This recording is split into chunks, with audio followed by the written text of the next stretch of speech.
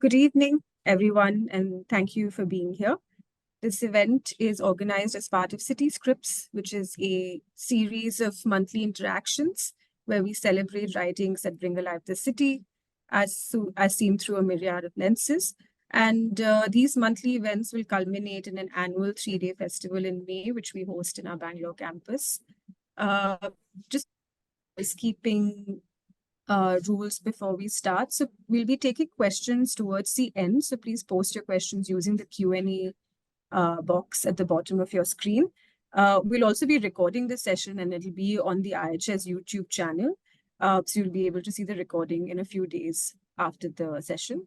And if you'd like to stay updated about all of our events, you can actually just leave us your email IDs in the chat and we'll add you to our mailing list. It's my pleasure to introduce our guests today. We have Hema Sukumar and Amrita Mahale, and they'll be talking about Hema's book, Minor Disturbances at Grand Life Apartments. And we're very thrilled to be able to bring this book to City Scripts. So just quick introductions before we start. Hema was born and raised in Chennai. After studying engineering at BITS Pilani, she worked on a survey ship, which gave her the opportunity to travel the world and write about it. Her travel writing has been featured in various newspapers and magazines. She now lives in London, and Minor Disturbances at Grand Life Apartments is her first novel. Thank you so much for being here, Hema. Thank you. Amrita Mahale will be hosting the conversation, is the author of Milk Teeth, which was shortlisted for the Crossword Book Award and longlisted for the JCB Prize for Literature and the Tata Lit Life First Book Award in 2019. She was trained as an aerospace engineer at IIT Bombay and Stanford University. Over to you, Amrita, and thanks so much for hosting the conversation today. Yeah, thank you so much. It's a pleasure to be here, and it's always a pleasure to be in conversation with debut authors. And I suppose even though it's been 5 years since my book came out, I would still qualify as a debut author because I haven't written anything, or rather, I have not published anything since then. But it's always good to start with a reading. So for those of our attendees who've not read your book, they get a sense for not just the book and the world it's set in, but also your voice, your style, Hema. So maybe you could read a few pages from your book first. Thank you, Amrita. It's a pleasure to be here. Thank you, IIHs. And being a huge fan of Milk Teeth, I'm really excited about this conversation as well. So thanks for doing this. So to my book, this is my book. For those who have not seen it, this is the Grand Life Apartments where the people live inside, the characters live inside. I'll start by reading from the first page so that there is some context. Kamala. Every evening, Kamala stood purposefully in front of her gods, armed with a carefully planned and numbered agenda. First and foremost, she prayed for her daughter Lakshmi's health and happiness. Second, she prayed for her daughter to do well in her studies, a subject she considered important enough to be discussed as a separate line item. She had prayed for this every day, and hadn't that worked? Didn't Lakshmi top her class and win a scholarship to study abroad? Her third prayer was somewhat half-hearted, and she only included it because she considered herself a good person. She prayed for the well-being of all mankind, but even as she mumbled words in Sanskrit, she knew that however almighty her gods, and however numerous their numbers, they were simply not equipped to deliver adequate results on this front. On that particular Saturday, with her daughter's annual visit less than 10 days away, the sense of anxiety that usually underlined her prayers was replaced by a sense of eager anticipation. However, she didn't let that tempt her into taking any shortcuts, and she opened her eyes only when she was finished. She struck a match and carefully lit the lotus-shaped silver lamps in front of her gods as they continued watching her actions impassively through a smoky haze of jasmine incense. The sun went low in the windows, casting a pool of amber light in the corner of the kitchen partitioned into a prayer room. Kamala could hear the shrieks of children playing in the distance, muffled by the sounds of a cement mixer at a construction site nearby. She did the time zone conversion that she was now very familiar with and knew that it was noon where her daughter lived, where a more mild-mannered sun ruled the British summer sky. Wiping her hands on the edge of her cotton sari, She decided to check if her daughter had replied to her question about what she wanted for her first meal back at home. She stared intently at the screen of her laptop as her emails loaded, as if it would not do its job properly if left unsupervised. Whenever Lakshmi visited, she would tease that this was the only laptop in the world that was never moved from its place nor was ever kept on a lap. Kamala would smile indulgently in response, but make no attempt to move the laptop from its designated spot on the coffee table, where it sat importantly on its own tassel-edged embroidered mat. Kamala felt a small flicker of disappointment when she saw that there were no new emails from Lakshmi. Peering at the keyboard with her spectacles perched at the edge of her nose, she typed with the tips of her index fingers, reminding her daughter to let her know whether she wanted potato roast or lady's finger fry for lunch the day she arrived. I think I'll stop there, which is a good point into her friend coming in. I like to ask this question to all debut authors I've been in conversation with. What is the book you set out to write? And how did the book change over the many months or many years that it took you to write it? It took me many years. Maybe it took you Me just a few too. weeks or a few months. But how did the book change in the time it took you to write it? Yeah, so I think it's a good question. And it took me 5 to 6 years. It took me a lot of years to write it, also because it's alongside like a regular job you write on weekends. I think similar to your most debut authors, I think. So when I started writing, the premise was always Chennai. So it was the place and people I knew, and that's how it started. When I write, it was also born out of a sense of nostalgia. But it was Kamala's life, I think, the life of a parent, with a child just moved to live away, and the comfort she gets from, friendship at middle age that I found most compelling to begin with, or it was her image or her life that arrived first. And I started writing Kamala's story for a while. But then as I started thinking about more characters came up. And the reason to be super candid is because as a new writer attempting to write a book over pockets of time, I thought it was more sustainable to write about more characters because you could lose yourself in like their different worlds. And you could switch depending on which mood you were and whose life you wanted to write about. And both Revati and Jason had perspectives that I wanted to write about as well. So I added their characters. And as I started bringing them together, I was wondering, how do I bring them together? Making them in a same apartment complex then made sense. That, okay, that's when, the Grand Life Apartments came into place. And then the overarching story of the conflict was actually towards the end to connect the people more and to make the apartment another character in the story. So I think it developed pretty slowly from like one person's to many people, and then the overall apartment. So yes, it did change quite a bit over the time it took to write it. That's very interesting. And the same thing happened with my book. I started with the story of the characters, and the redevelopment angle actually came in at the end to tie the events together. So it was fascinating for me to hear that it was similar for you. So in that sense, I suppose our books are spiritual siblings or cousins. Yeah. We use, the redevelopment saga to bring together the stories of different characters. This actually happens a lot in contemporary Indian fiction, where old buildings and redevelopment struggles come up very often.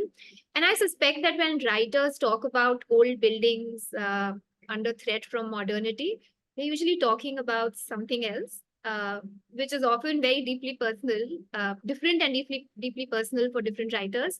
So, what is it for you? What does the old building represent? So I do think the building speaks to something more significant.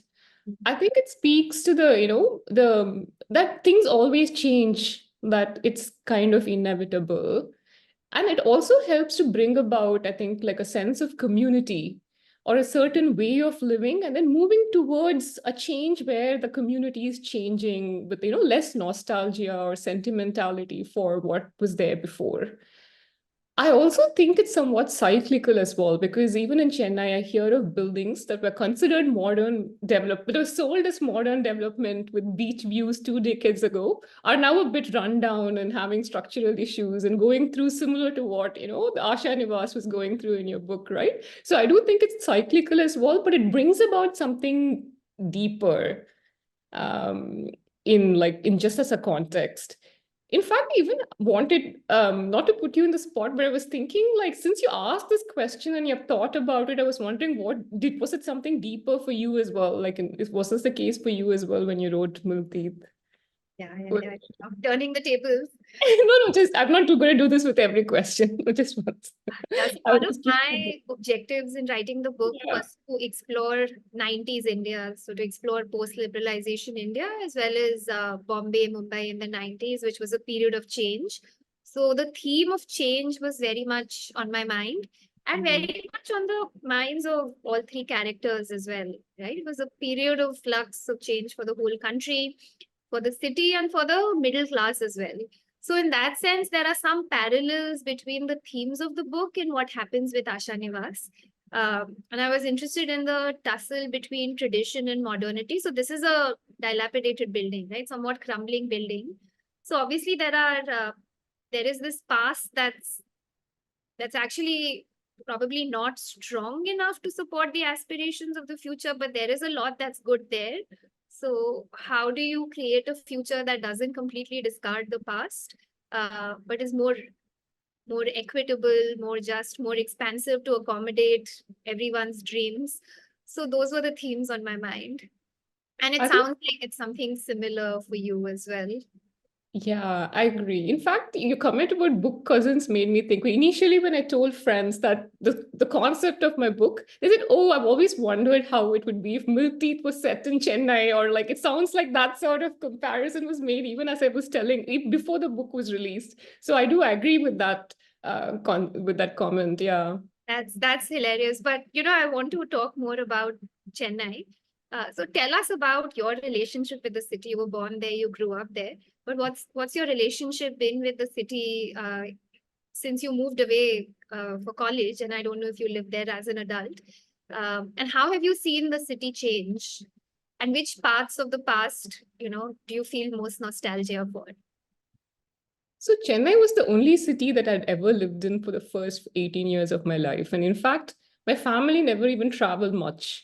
Like I remember visiting North India for the first time, Delhi around 12 years old, and that was such a mind-blowingly like big event in my little life until then. So Chennai was the only place I knew, and my life saw very little change as well.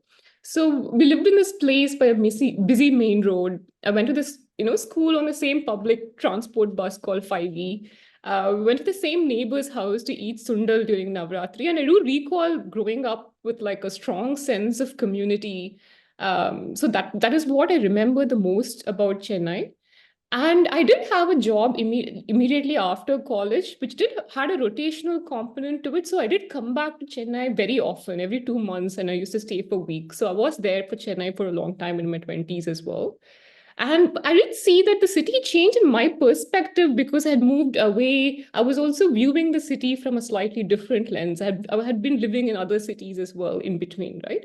And you see the change in like obvious modern ways. Like you have modern shopping malls and you have women friendly drinking places to go to, which wasn't there before, and you have surfing schools by Kovalam Beach, which I thought was a very cool cred for Chennai. But I do think the residents relationship with the modern ideas and traditional values still continues to be complicated. And I do think the younger generation want more personal freedom, but there is still some conflict with that. I'm probably true for most cities, and it's still changing a lot of, in both its landscape and ideas, I still think it's changing a lot. And if I'm nostalgic for one thing, I would say it's for the community and people, mostly because a lot of people have left or moved, things have changed. So it's more my personal, perception of what I miss rather than what actually changed in the city, I think. Yeah. And reading your book also made me realize that I haven't actually read too many books set in Chennai. And in fact, when I thought about it, the only book that came to mind is Raghu Karna's Farthest Field, which is a historical saga, narrative nonfiction, set in World War One India, and there are parts of it that are set in Madras in the 40s, 30s, and 40s. But other than that, I couldn't really think of any other books. So, I'm curious, what are your favorite depictions of Chennai, either in books or in cinema, any art form? And was there something that you thought was unsaid, unwritten about, unexplored, which fueled the desire to write this book? Yeah, so one of my favorite depictions of Chennai has to be, I think, in movies actually, particularly like Mani Ratnam's movie, Tamil movies, right? So I think that has to be my favorite, and I'm probably, if I were to choose one, I would say Alaipa Yude, which is about a couple falling in love on a Chennai train. They then elope, and then they go through the emotional struggle that comes with, going against family and getting married. So that's the storyline. But this movie in particular, I just think it gets like the texture of the city so right. It's very well observed. You have the bustle of the morning commuter trains. You have like people hanging out on a terrace playing basketball outside. The insides of the houses, when you're upper middle class versus lower middle class, and the nuance of it is very nicely done. I think I watched it at an impressionable age, and I still continue to watch it occasionally. So I think that's probably my favorite depiction of like Chennai in a movie. More recently, I watched, the Prime Video has a modern Love Chennai episodes. And I think it really captures like, the generational conflict in the city that I mentioned before. And since each episode is by a different director, the city and people come across a bit differently, which is interesting as well. Books, I actually have to say, there aren't too many books, like you said, and there wouldn't be anything, nothing comes to mind immediately. And I do have to check out the one you mentioned. I have not read that before. I think the other question was what was left unsaid, right? My personal objective was my narrative to be nuanced enough to go beyond the usual cliches that you think of when you mention Chennai as a city, like filter coffee and temples, which exists in the book, but I wanted to be part of a whole, like be part of the city, but also include other things like the Indo-Chinese restaurants or funeral vans parked on the road, just be part of like more things. I do have to say that my view is probably biased as well because it's my perspective of the city. I have been away, I've not lived there all my life, but it could have a rose-tinted lens of nostalgia as well, I think. But I try to be as objective as possible. But yeah, I I have a think you're. slightly different relationship with Bombay, Mumbai. I was born here, but I didn't grow up in Bombay. I grew up in Gujarat and then moved to Mumbai as a teenager. So my earliest impressions of the city are also, I would say, rose tinted because it's a child's gaze, right? So it's associated with my happiest childhood memories where I would come to the city on my summer vacation or my winter vacation because my entire extended family was here. So I feel like people who move out of the city for extended periods, I think it gives you some distance from the city, but also a level of fondness Yeah. that translates very well to good art, if I may Yeah. say myself. But also, I love the descriptions of food and cooking in your book. And some of my favorite parts in the book are about Jason, the young British chef, uh, recreating recipes from Cook and See, which was just amazing. I mean, and then I realized that then I learned that it is a real book. So, are you a good cook yourself? And tell us more about this Cook and See book. So I really enjoy reading about food. So I like watching videos of people making food. I'm constantly thinking about what to eat next, snack next, or when is mango season. And I think also being far away from home made me nostalgic. For my mother's kutu, sambar, the masala dosas that you take for granted growing up. So I think there's a sense of nostalgia to it. But to answer your question, like cooking is not something I'm particularly good at, actually, like which might be a little surprising. I am a slight lazy cook. I'm not going to be writing any cookbook soon. It's my next book. But this book particularly, which is called Samay Par in Tamil, and there is an English version around as well called Cook and See. It was gifted to me by a well-meaning uncle, like, and everything I've written about the book is true. Like it is written by Meenakshi Ammal, who, in the 60s, whose picture is in the back of the book. It has actually 5 volumes, with one of them exclusively dedicated. I actually brought one out. So one of them is dedicated exclusively to like snacks and sweets. You can see like the jalebis, janggeries in South India on the cover, right? And I'm just going to read the blurb from the Economic Times, which says this book points the right way to the well-fed stomach, which I think which is pretty great. But yeah, so I love leafing through the pages on a Sunday afternoon, just the possibilities of all the delicious food that I'd grown up eating. But instead of actually cooking from the book, I ended up writing about it, which is an unintended consequence of my uncle, I think, but still. But But it yeah. makes an absolutely delightful cameo in the book. And, I hope you can read something for us, maybe one of the cook and see scenes, or something about food cooking. I'll read a scene about Jason cooking, I think, towards the end, which actually this scooter I did make. So yes. Let me read. Jason flexed the spine of his cookbook, careful not to dislodge its cover. As he worked through the recipes in the book, he had started accumulating unfamiliar ingredients in his kitchen. Flowers in different shades of yellow, vegetables that grew in strange shapes, and ground spices that seemed to escape out of their neatly labeled jars and hover around the kitchen in a permanent fog of spice. He opened the book to the recipe that he was planning to make that day, a cluster bean jaggery koote. By now, Jason had understood that there were many variations of koote, but in essence, they were flavorful vegetable stews that were almost always eaten with rice.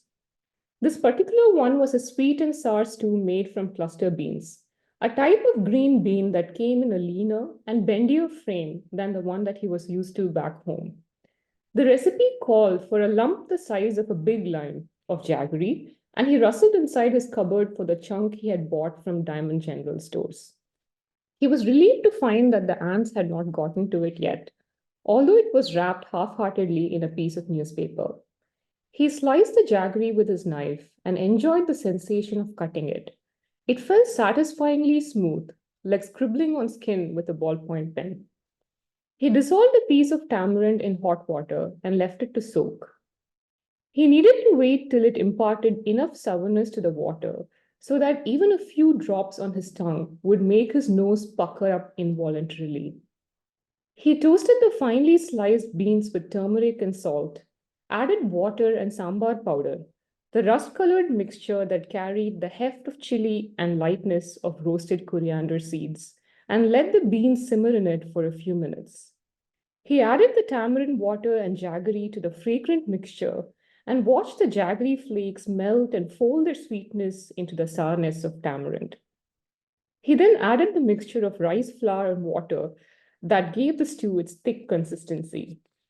The last step for garnishing was something that he was very familiar with by now, the blistering of mustard and dal in oil that was then added to the main dish with a sharp sizzle.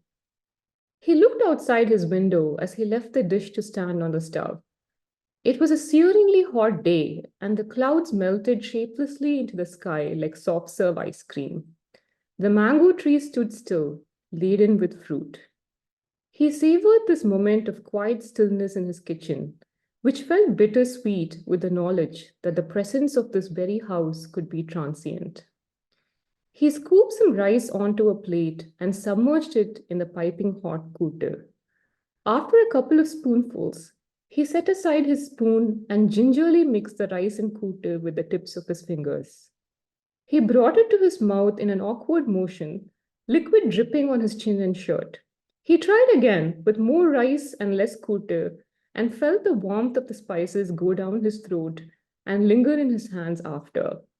He then licked his fingers clean. Yeah. So that was the part about Jason cooking avrakai kute from the book. Yeah, I must admit that made me a little hungry. Beautiful scene. But another thing about the book that I found quite delightful is the friendship between Jason and Kamala. And tell us more about this slightly unusual friendship. You talked about how this was a starting point for you. This middle-aged woman whose daughter has left for university and she's an empty nester, and how she's more open to new friendships in middle age. But how did this friendship develop in your head? Yeah, so I always thought when I had Jason as a cook and Kamala as this person who's living by herself, that cooking was going to be something that would bring the two of them together, because Kamala and people of her generation, right, just cook really, really well, like all our mothers, like some, like, but they don't make a big fuss about it. Like they just cook really well quietly. And I felt like cooking could be something that Jason and Kamala would bond over. However, Kamala is not a naturally friendly person. And I don't think if they had met outside the apartment, they would be friends at all. So I did also like the idea of like unlikely friendships being formed just because of the way they live or where they live. And that, in fact, they do kind of cushion each other's lives as well when he has a bad day or when she's not feeling great. So I thought the differences also brings out, I think, like the humor and how they see things differently. Like he makes a big deal of reading out of some, I think, what Sundaka means. And she says, I know what it is, right? I thought it brings out that kind of humor as well with the friendship between the two of them. So I think I liked writing about their interactions too, which made, more of the interactions happen in the book as well. Yeah. Yeah, let me also ask you about a part of the book that surprised me, which was the third protagonist story. So, Revati's story, Revati or Reva, and she's having a bit of a tough time, right? She's a young woman in her early 30s, late 20s, early 30s. She's under a lot of pressure from her mother to have an arranged marriage, and is also stuck in a bad situation at work with a frankly sexist boss. So this woman has a lot to be angry about, but I found her very measured, very prim in both her work situation as well as her meetings with this suitor who's called Karthik, right? So, was it a conscious decision to have her be so well behaved when she had all the reason to display more passion, display more fire? Yeah, I think actually, like, I think that's a good question. And I have to say, yes, it was a conscious decision for her to be well behaved or someone who thinks that she should be following the rules because that is the way she was brought up. Or if you think about, the way she views the world, she wants to keep her mother happy, even though she might be, like vocally, like not be very friendly with her mother. Because she treads this very difficult line between being traditional, like being part of the traditional world as well as being modern. And I do think I have personally also seen a lot of women do that, right? Like, because if you were very decisive that I am going to be modern, you're going to definitely say no to the arranged marriage proposals that come your way, right? But you want to keep, tread that gray line which goes between, like, keeping your parents happy. Also, having a job as well, I do find that again, women do struggle with asserting themselves more at work as well and are not confident enough. And I do think Reva's behavior could be representative of the more women than, less. Whereas, being more vocally, like talking up to your boss or rage quitting a job is less common. Also, I didn't want her to be that kind of person because it makes the conflict in her life more interesting. It makes you could actually see her marrying someone like Karthik at some point, right? And the decision, I don't want to, okay, the spoilers, and at least it makes the conflict interesting, I think. Like, does this person, would she consider someone who is, nice enough, or will she want something different? So I do think her being prim and proper makes her story make more sense or more realistic, I felt. Yeah, and she does assert herself when she absolutely needs to. She asserts Yeah. herself, she stands up for her mother as well. When this nosy aunt comes in, like throws taunts at her mother. So she does assert herself in spite of being a generally quiet, more prim character. Yeah. But tell me, which of the three characters is closest to you? I have to say that there's a little bit of me in all three characters. I think that's when you can write more truthfully, I think. So Mhm. there is a little bit of myself, I would say, in all three of them. But I tried to not bring my perspective into these characters. I tried my best not to be more empathetic from their point of view and not make them like, voice pieces for my thoughts or processes. But I would say that like naturally, like all three of them probably have a little bit of myself in them. In what ways? Tell me more. Tell us more. What do you share in common with each of the characters? Yeah, so I would say Kamala probably more than me, I would say my mom. Hmm. I have to say it does have a bit more of um I would say like, the way I observe people from what Kamala says, not being overly maybe like, friendly and being always attracted to people like Sundu who probably have more, a more, I would say, I think Sundu is actually one of my favorite characters. And I think the friendship between Sundu and Kamala is something that I can see myself in my old age, having a friend who is like a bit more feisty than I am. In terms of Jason, I think being away from home and him coming back, and me coming back to Chennai, made me view the city with different perspective that I think could be more similar to Jason, where he says, "Well, this is so hot," for example, right? Like the fact that he comes in and sees the city as a new place was something I could relate to as well. Him coming back. In terms of Revati, I do think like the aspect of being single, for a while in your 20s and the way the society acts when you're not, although I've not worked in Chennai before, I could feel that perspective of people, the societal expectation.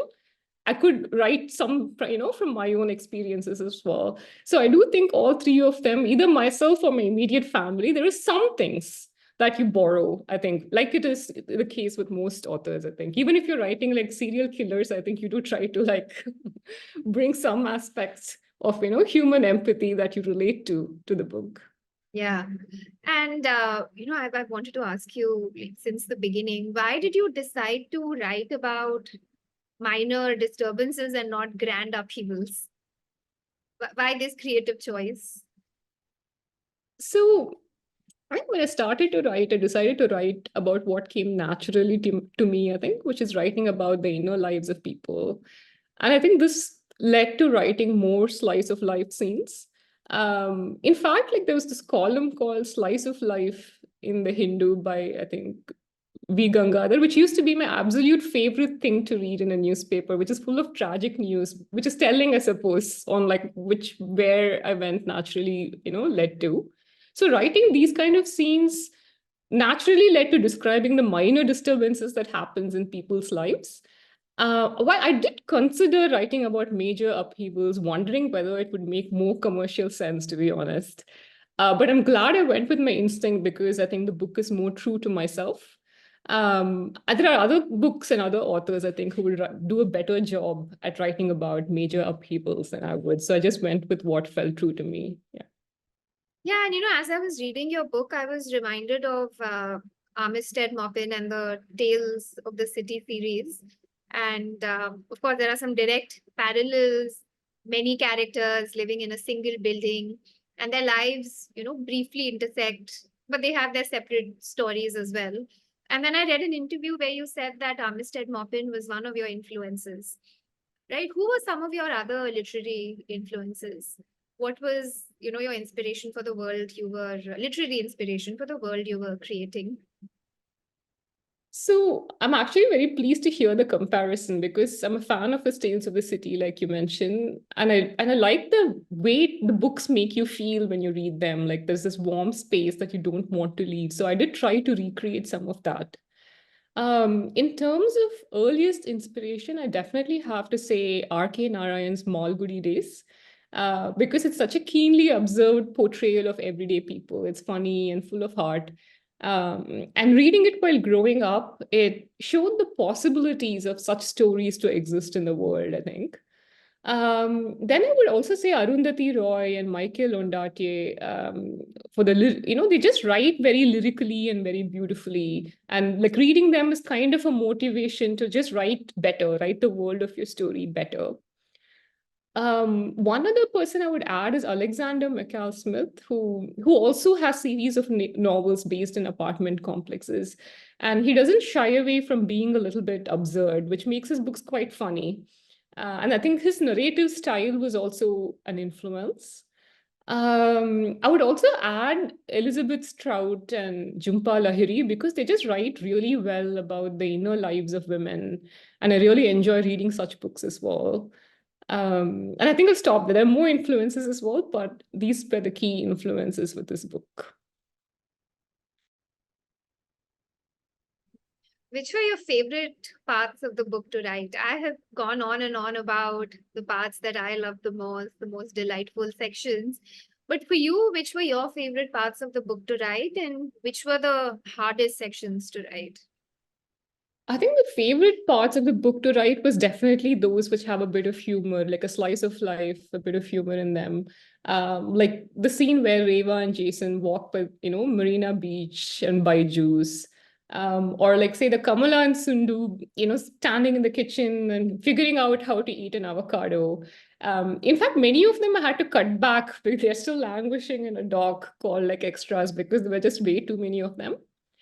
I think this preference goes hand in hand with the fact that the hardest part was bringing together structure and storyline. While I had a character arc in mind for each person, I think I went about writing the book in a very relaxed manner. And then in hindsight, and for my next book, I think having structured plot points and subplots would have just saved so much time in rewriting. And I did find the rewriting pretty hard for that reason, because I had just started with like a huge mess. And then I had to rewrite, and I found that part pretty hard to do and bring into the book, which is a learning for, the next time. That's very interesting because for me, the first draft is always the hardest part to write. And I like Okay. editing much more than the first draft writing, because then once you have the raw material, it's somewhat easier to put it together. But there are two follow-up questions I have. One, you said for the next book, you'll take a different path. What is coming up next? And two, you talked about extras as well, right? So if you could also shed some light on the writing journey. I don't know if there are any aspiring writers among the listeners, but what was the journey to publication? And, Yeah. why did you decide to take out the parts that you called extras? Was that feedback from readers, from your editor, agent? Yeah, so for the first question, I am working on like another book, but it's still like, half of first draft stage. So I don't, I can't divulge too much about it, except that it'll again have like influences from both London and Chennai, and hopefully more plot because I just said that. But in terms of the writing journey and the extra, I'll start with the extras first, and then I'll go into the writing journey. In terms of what the decision that made into like having like the editing the book, I did go through a process myself when I started. Before I went into like, agents or publishing houses, I did try to make the book as best as I could. So I did edit out quite a bit of the scenes that I mentioned. Like for example, I think I had a scene with Revati in a tailor shop, and it added nothing much to the narrative except that it was a scene I wanted to write. And I'm the opposite of you, actually. I like writing the first draft because you can write whatever you want. And then there came the editing decision. And in fact, both the agent and publisher, when they wanted to edit, they wanted to add more things which help with the narrative flow. They were actually not too keen on removing. So the removing was entirely my call, that it feels very superfluous, the story. In terms of the writing journey, like I said, I did have the chance to take, I've always liked writing to start with it, but it was not something I was very confident about, although I had secretly wanted to be a writer. I think I watched one of your videos where you mentioned something super similar, actually, that you wanted to be a writer, but I didn't have the agency to see it through or the time to see it through until I did have a sabbatical between jobs. When I started writing most of the draft of this novel, it was 3 months. It was not too much, but it did help in having like one chunk of time to write some, a part of this book. And then it was writing over weekends for over 3 or 4 years after that. And and at a point when I thought, okay, this could now be a book, I actually didn't know how difficult it was to find an agent. I think I wouldn't have gone through all that effort if I knew how difficult it was. So the first thing I did was I attended a master class by the newspaper Guardian called How to Get Your Novel Published. It was a one-day course. So it was like this newbie course where all of us who were like, thought we could be novelists, like attended this course, where they tell you what an agent does, what a publisher does, what are the different roles. And in that course, I came to know that there are some events that happen, which are like agent one-to-ones where you can, in literally festivals where you can book a slot or you can get feedback from an agent as well. And they also had feedback on how you should have a query letter, your first chapter should be strong. How do you identify the right agent? So it was a very good investment of like the one day where I learned a lot. I didn't have any friends who had done this before as well. So I learned a lot in that one thing, which I think is good to have. If you have like an opportunity to do that, if you're a new writer, I think you should totally do that. And then I submitted a few agents here, like, query letter research. And then there was like zero radio silence. There was no response back. Then registered to was one of these one-to-one events in which one of the agents gave me like she didn't take me on, but she gave me very good, brutal feedback, which I then took back and took like 6 months or 1 year to rewrite the whole thing with her feedback incorporated. And I'm very, very grateful for it, for that candid feedback that I got. Because then when I then submitted it to a few agents, then I got some traction where people wanted the full manuscripts, and I started seeing some traction. And I met Diana through the second round after I had done my rewrite, which is my current agent. So it was a long process to find the agent. And then she submitted it to publishers. And that process, I was not that much involved in, so I didn't feel the pain of having to submit revise because the agent does it for you. So yeah. Like a funny story about brutal feedback, the same thing happened with my book as well. I got a series of rejections. So I don't have an agent actually, because I got rejected by all the agents I wrote to, even though there was some initial interest. But I remember I got 3 rejections back to back from 2 of my top agents as well as my backup agent, all in one evening, which was Valentine's Day. Oh, And wow. and one of the agents had actually just forwarded the feedback from his editorial team, right? So without any filters, and it was pretty mean. And then the book came out, so it was very useful feedback for me. So when I did rewrites, I decided to use a lot of this feedback. And this agent is now like connected to me on social media. So he saw an interview where I didn't mention his name, that I got this brutal feedback, and then he messaged me saying, "Was that feedback from me?" I said, "Yes, it was." And he said, "It's really great." He said, "Oops, I'm sorry, but also it's really great that you actually took this feedback, because not too many writers do." So it was great to hear that you also took the feedback from the agent. But before we wrap up and take questions from the audience, Hema, maybe you could do one more reading. Yeah, sounds good. I'll read from, I think, maybe Revati's story or someone, or Jason. Jason, I already read, so let me see both Revati and Jason by the beach, which I mentioned is one of my favorite scenes as well. I was going to suggest the same. Oh, okay, great. Let me start. The walkway that curved along the shores of Besant Nagar beach was brightly lit and bustling with activity, although it was almost 9 p.m. on a Sunday. Jason and Reva walked slowly, weaving their way through middle-aged men on power walks and groups of yelping teenagers, while getting periodically engulfed by waves of large families trailing balloons, strollers, and grandmothers. "What tree is that?" Jason pointed at some trees with large waxy leaves planted evenly along the sides of the walkway. Just because I live here doesn't mean I'm personally acquainted with every plant that grows here, Reva laughed. Let me take a picture and we can ask Money Uncle. They walked far enough to reach a spot that had less footfall and sat down on the low wall facing the ocean. The night sky stretched endlessly into the horizon, and the ocean roared loudly beneath it, like an animal unafraid of the dark. The sea breeze felt cool and silky against the skin, and they closed their eyes, glad to have found this little pocket of calm. The whispers and giggles reached her first, before Reva noticed the couple sitting on an adjacent wall. They looked younger than 20 and were gazing at each other with the kind of manic smiles that only young love can elicit.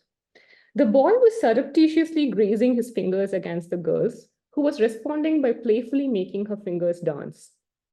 I used to have one of those. Jason tilted his head towards the couple. What, a struggling beard? Haha, very funny, Jason mocked, although he smiled. I meant a relationship, a girlfriend. What happened? Reva asked, sitting up straighter. Jason told her about Emma, and although he didn't say when exactly it had all transpired, she figured it was quite recent from the care he took to sound very detached. Reva, in turn, told him about Sebastian to show that she understood. You will get where I am very soon, the point of not caring. I know, he glanced at the couple, then back at her. I just want to get there now. They walked further along the beach past brightly lit food and drink stalls, the recent exchange of confidences inducing a comfortable silence between them. Jason stopped at a juice cart to scrutinize the list of drinks that Reva thought to be more numerous than the ticket combinations available for worship at the Tirupati temple. A young sari clad woman behind the cart called out, Pineapple juice, sir, made with fresh pineapples. After performing an instant customer analysis, she added, We have pina colada also. What do you think, pineapple or watermelon? Jason asked Reva. Or should we be adventurous and go for cool, cool, cool? That is juice made from satukuri. The juice seller pointed at the round leaf colored fruits. After an industrious pause, she added, Sweet lime in English. Reva tried to tug him away from the stall, murmuring, Well, we don't really know what kind of water they use in the juice in these stalls, in a low voice, which turned out to be not quite low enough. Everything here is made only with bottled water, madam, the juice seller told Reva in an injured voice that was matched with an equally injured expression. She then straightened a handwritten sign hanging by the side of the stall that declared, Made with 100% mineral water, to further emphasize her point. I think I'll stop there. That sounds like a good Yeah, place thanks. for Thanks for pineapple the juice break. thanks for the lovely reading. There are some questions. Let me read them out in the order in which they came in. Thanks for the lovely conversation. This question is for both of you. If you were to write about another city, what would it be? Or would you be more interested in writing about a fictional city? Why don't you go first? Shiva? Okay, I'll go first. So I think my answer is actually easy because I would write about London because that's where I'm based now. Also because I think I have a perspective of coming here from Chennai, which also forms like a good story, I think. I like the idea of a fictional story, but I used to write like crazy fan fiction, science fiction when I was much younger, but no longer, I think. I don't think I have it in me anymore, but go for it, Amrita. So, my second novel is actually set in a fictional area. It's not a city, it's a town. It's a fictional Okay. Himalayan town. And I'm very glad it was fictional because I started writing this just before COVID, and there was no way I could have done any research. So, making this area fictional gave me the liberty to just make up geographical details. But I'm actually a very conservative writer in some ways. So, I get very nervous just making things up. So I went through a lot of travel blogs and, like identified, took looked at lots of pictures of Himalayan towns. So what I now have is a mishmash of several real locations, but still fictional. The next question is, thanks Hema and Amrita and IIHS for this webinar. This was great. My question is, when you're writing about a city from real life, where do you draw the line between places, landmarks, streets being real or made up? Is it still a story about the city if some places within them aren't real? I think that's a good question. And I tried to be as real as possible, I think, in this book, but I don't think it needs to be. I've enjoyed books where you have, like, made up situations because the story needs to be. But I think I was very true to detail to the point. I think someone even identified my house from one of the, front of the water tank description, which was too much. So I think I would go a bit more. I mean, someone I know knew that that was my house or where I was describing. So I think I would go more detailed or real, but I like reading books which are not. Yeah, and I don't know if this question was addressed to me as well, but I It was will. you. Okay. Yeah. So my novel was also set in the 90s, and it's a Mm. 2018 novel about 1997 Mumbai, right? So obviously I wanted it to be as close to the truth as possible, but wasn't really fully possible. But many of the places that feature in the book are very inspired by real landmarks, real streets.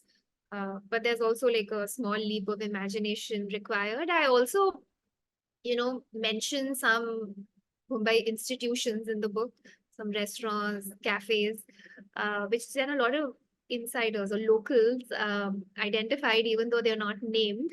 So that was like a little treasure hunt through the novel. Actually, same. Someone messaged me about the dosa place, which was correct. I was like 10 on 10, but that was fun as well, I think. It vicariously Google mapping and seeing, I enjoyed that as well. So, yeah. Yeah. So, yeah, that was all. Are there any other questions? If you have questions, you can type them in. Or can people raise their hands as well? No. Just type in your questions.